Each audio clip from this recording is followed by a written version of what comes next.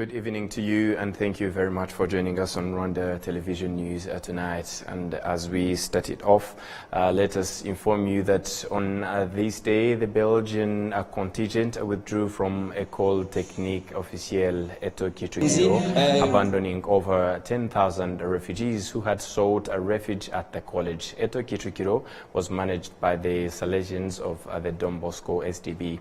Since 1963, the Tutsi had taken refuge there and were well received and assisted. As soon as the Tutsi took refuge there on April 8th, 1994, gathered in the same place, they were shot in particular, and they were shot with arrows until April 11th, 1994, when they were taken to Nyanza Kicukiro, where they were systematically massacred. On Thursday, today, thousands gathered in Kicukiro, Nyanza, to commemorate the victims of this brutal massacre in this area, as many share the view that the international community must once again reflect on its failure to intervene. Moving ahead, the Ministry of National Unity and Civic Engagement has called on the youth to oppose and disassociate themselves from the ideology of hatred and refrain from seeing themselves in the mirror of divisionism, as that is what brought Rwanda to the genocide against the Tutsi that took the lives of more than 1 million. These were said on Thursday in Gatsibo District, Eastern Province of Rwanda. There held the commemoration of the victims of the 1994 genocide against the Tutsi. Prince Manzi reports. April 11, 1994, 30 years down after mass killing of Tutsi who sought refuge at the Kiziguro Catholic Church. Survivors remember the horrors as if it was yesterday. This compound was full of blood, as some were carried in wheelbarrows, yet dead, and others were killed on the way. Apart from the Tutsi who lived in the former Murambi commune who fled to this church, there were also members of the former communes of Muhura, Ngarama, who had fled there in the hope of survival. More than 5,000 Tutsi were brutally massacred on April 11, 1994, in the church and its environs. Nevertheless, the survivors state that they continued their journey of development.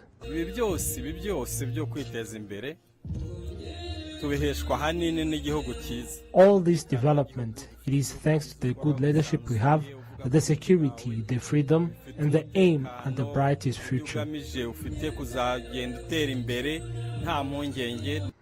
In his speech, the Minister of National Unity and Civic Engagement, Dr. Jean Damascene Bizimana, stressed on the genocide ideology and hate speeches sown in Murambi residents by the local administrators, and urged the youth to dissociate themselves from such ideology.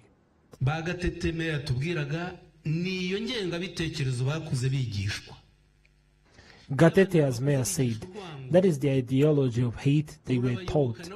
If one grows being taught hate, they implicate it. That is why they brutally killed the Tutsi, thinking that it is a good thing to do. The youth are to prevent this.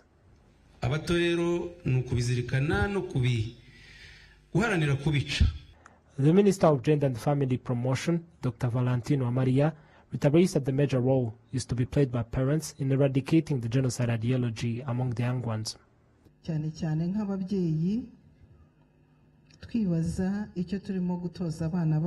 Especially parents, we should be asking ourselves what we are teaching our children after these 30 years, because we've heard that the hate for the Tutsi was taught a long time. Are we parents raising a future safe Rwanda?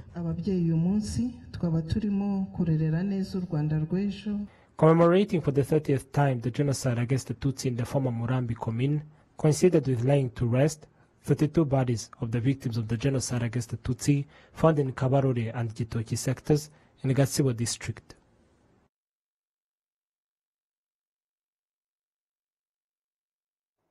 At least 1,000 bodies of the victims of the 1994 genocide against the Tutsi were laid to rest in the newly renovated Mutete Genocide Memorial in Gicumbi district in the northern province. Genocide survivors in the area applaud this move.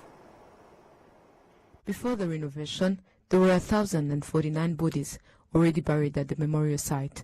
Additionally, 33 bodies were relocated from various homes where they had been buried, and 13 more were transferred from the Nyamiyaga Genocide Memorial. Following the completion of the renovation, the newly renovated memorial now houses a total of 1,095 victims of the 1994 genocide against the Tutsi. On Thursday, survivors gathered to honor the victims and laid wreaths on their graves as a sign of remembrance. They say they are grateful for the renovation of the memorial as it was their wish all along. We used to witness the deterioration of the bodies of our loved ones, which was not apparent initially. However, due to water seeping into their graves, it is understandable that damage would occur in some day. During the past commemorations, we consistently raised this issue. Today, we are relieved and grateful that our wish has been fulfilled with the establishment of this memorial. The Minister of Local Government, Jean-Claude Musabyimana, stressed on the need of continued support of the survivors.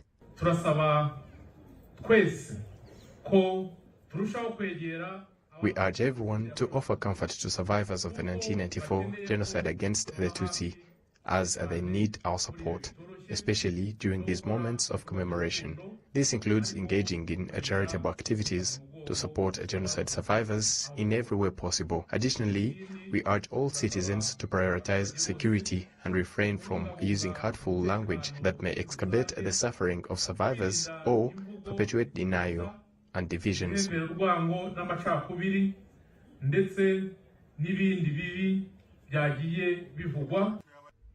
renovation of the Mutete Genocide Memorial cost more than 1 billion Rwandan francs. The Minister of Local Government reiterated that the memorial will continue to be taken care of, including providing all the necessary for the preservation and informing on the history of the 1994 genocide against the Tutsi. Author Andrew Wallace, whose book Steeped in Blood, Akazu and the Architects of the Rwandan Genocide Against the Tutsi, which reveals the orchestrators of the 1994 genocide against the Tutsi, says the international community has not yet learned a lesson from the atrocities, which can be indicated by the failure to deliver justice. In an exclusive interview, I started by asking him what prompted him to write on this matter that is normally overlooked at. Every crime, you have a criminal. Crimes don't just happen, there are people who perpetrate them, who carry them out.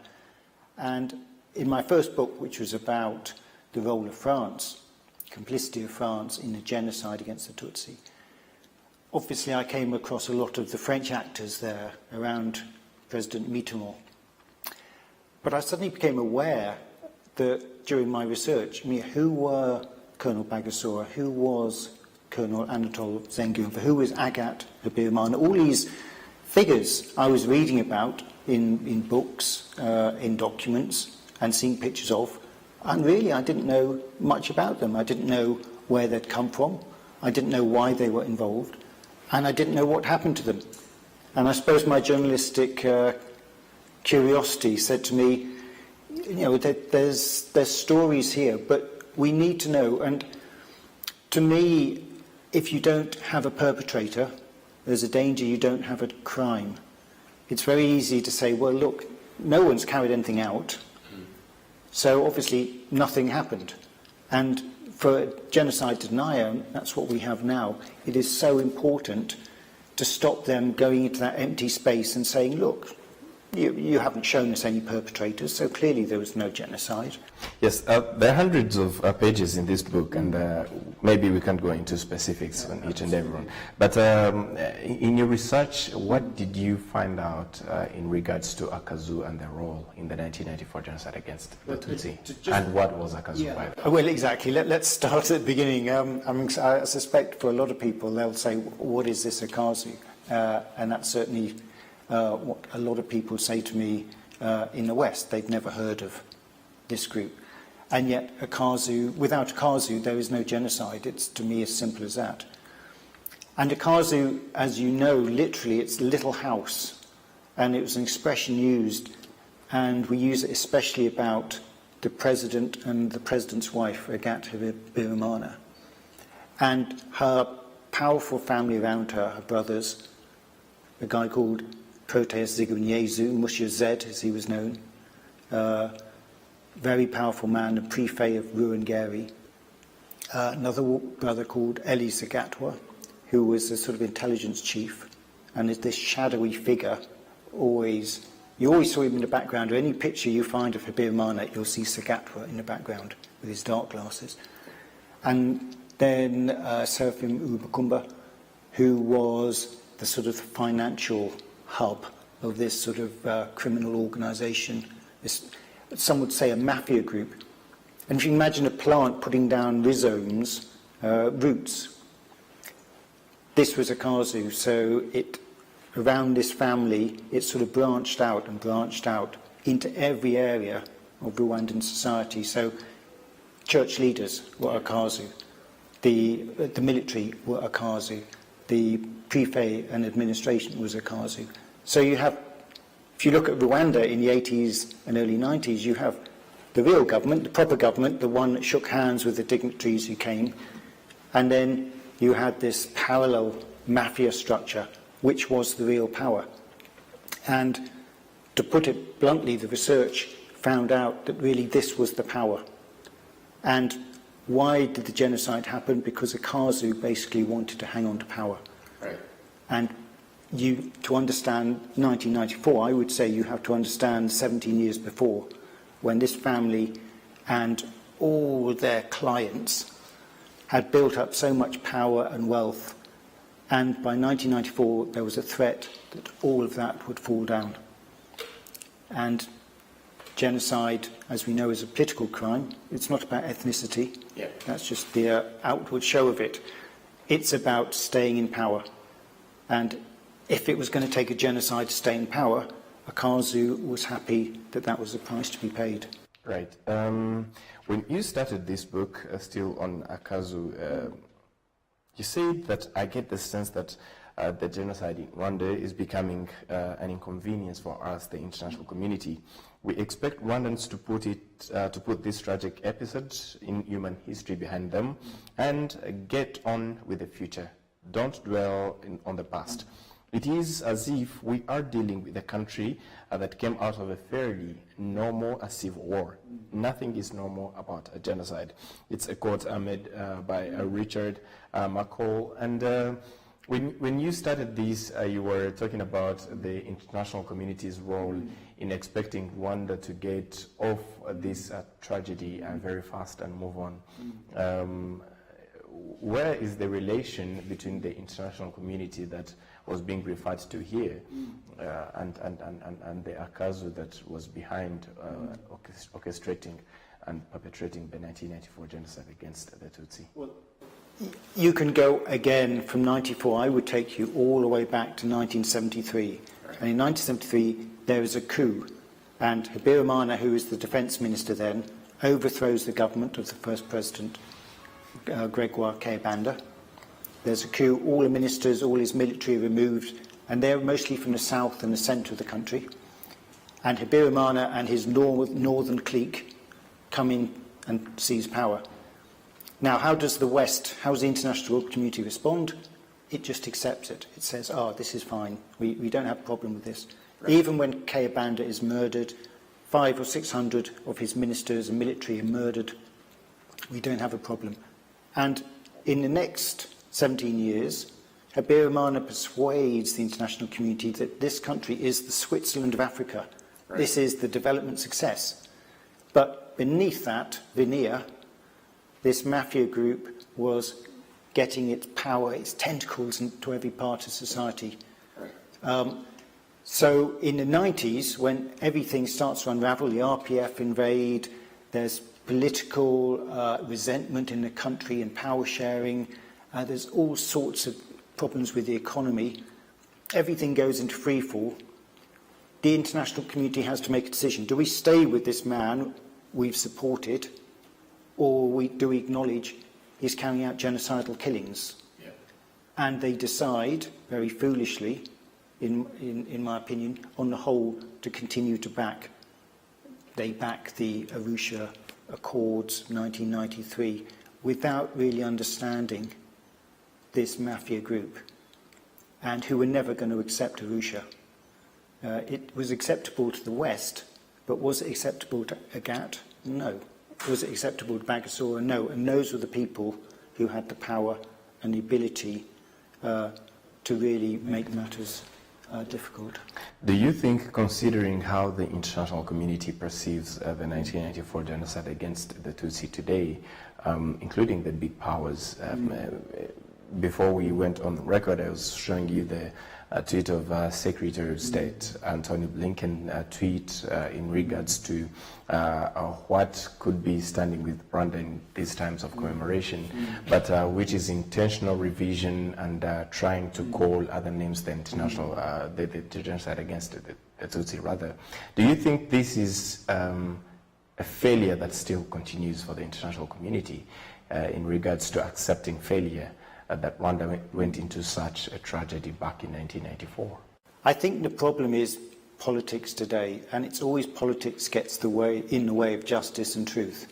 And politics is often about the blame game, and in this case, it's about regional issues, I suspect, is behind Blinken.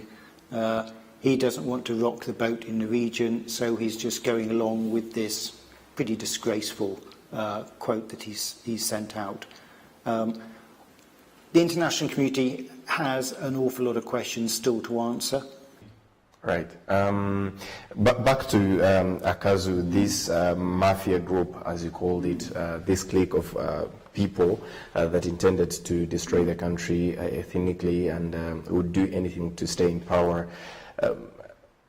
In relation to justice, 30 years later, how is it to you and to your book? Well, at best it's partial. I mean, that's the interesting thing for me, is following these individuals from birth to where they are today. Obviously some have died, some are in prison, but an awful lot are free.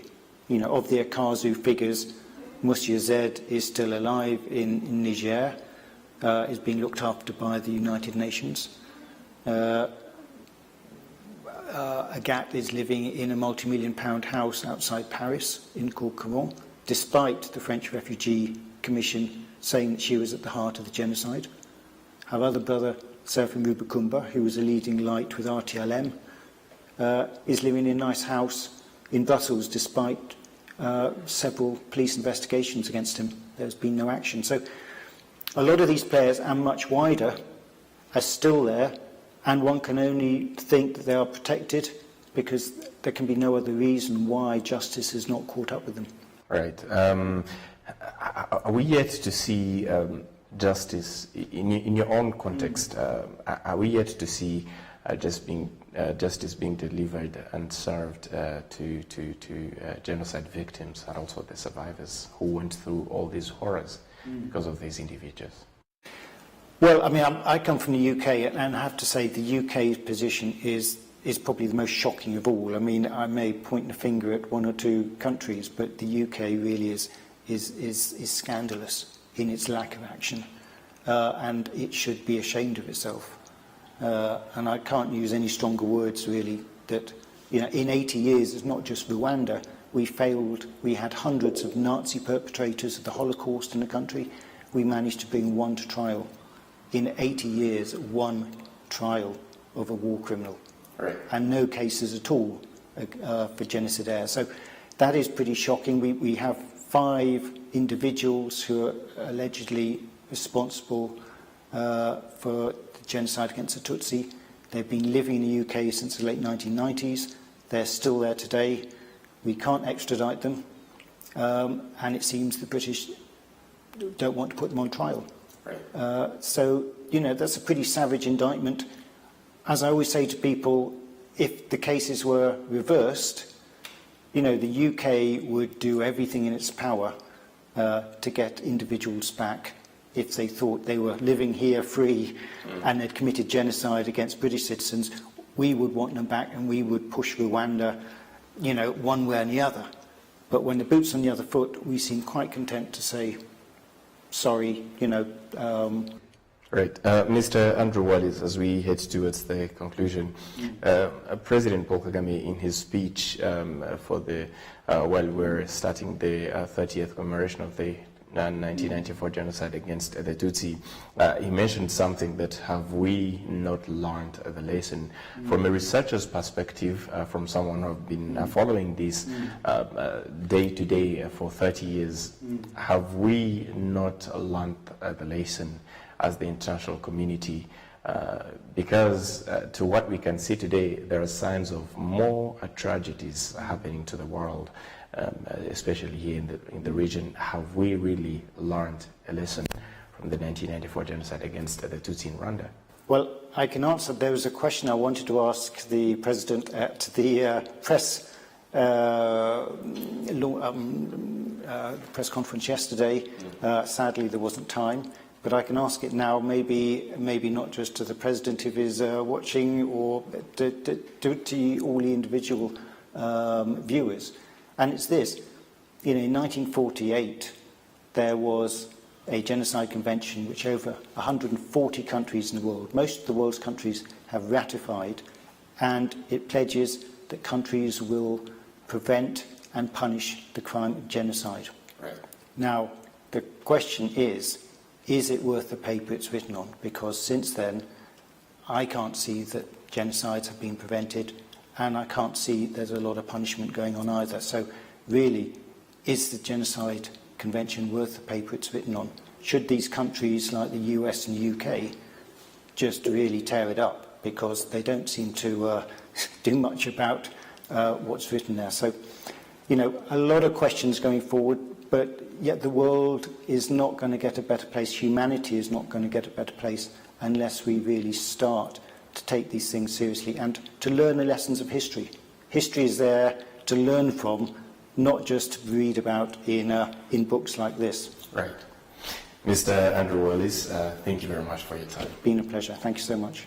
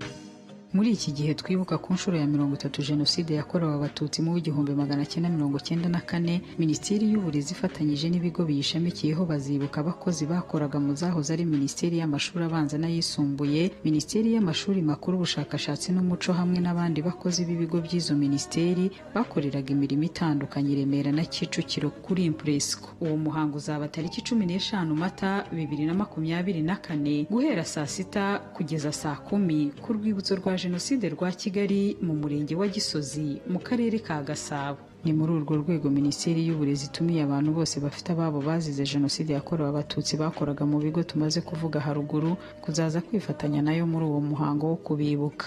Minisiteri y'Uburezi iboneyeho kwihanganisha Abanyarwanda n'imiryango yabuze ababo bakoraga mu burezi by'umwihariko. Tubifurije gukomera no gukomeza kwibuka twiyubaka.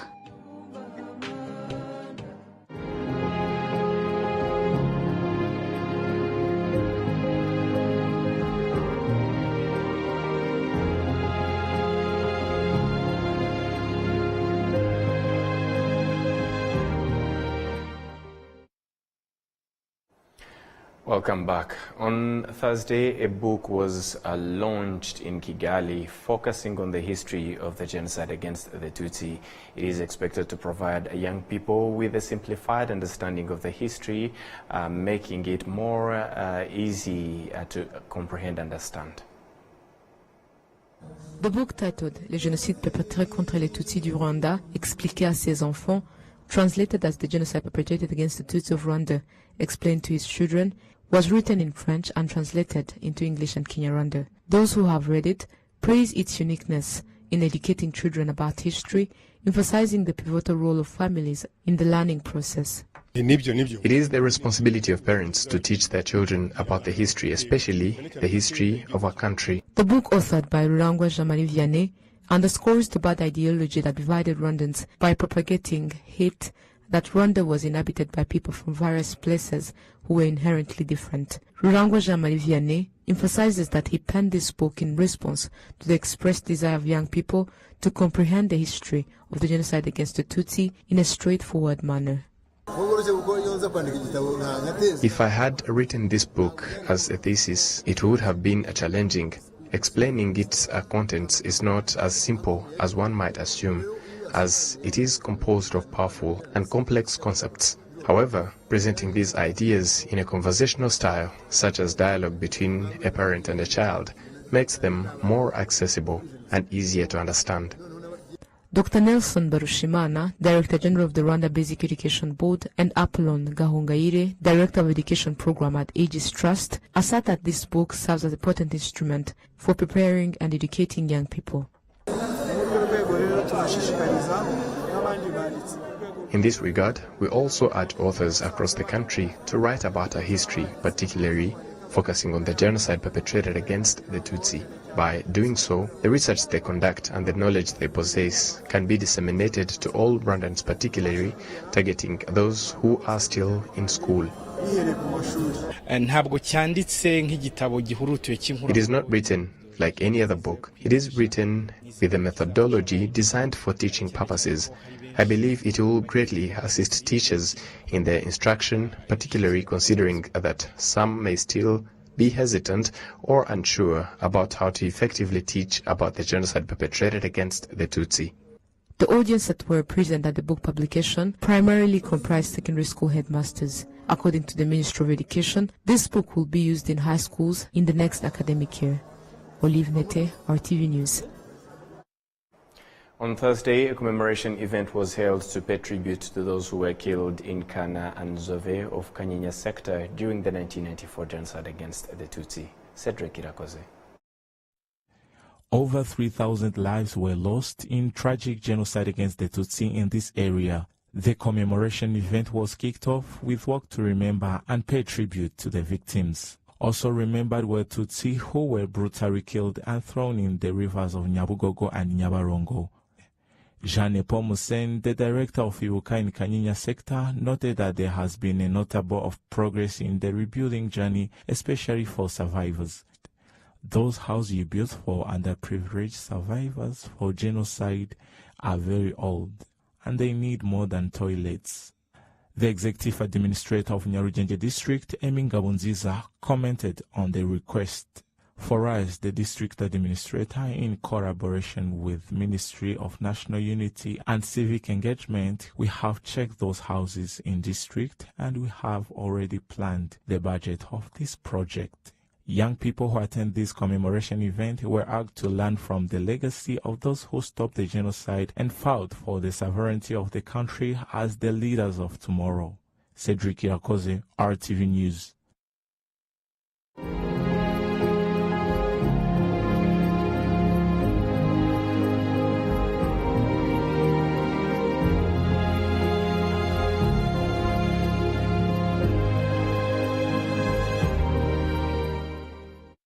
It's from this that we come to the end of tonight's edition. On behalf of the entire news production as well as the technical team, many thanks for being with us.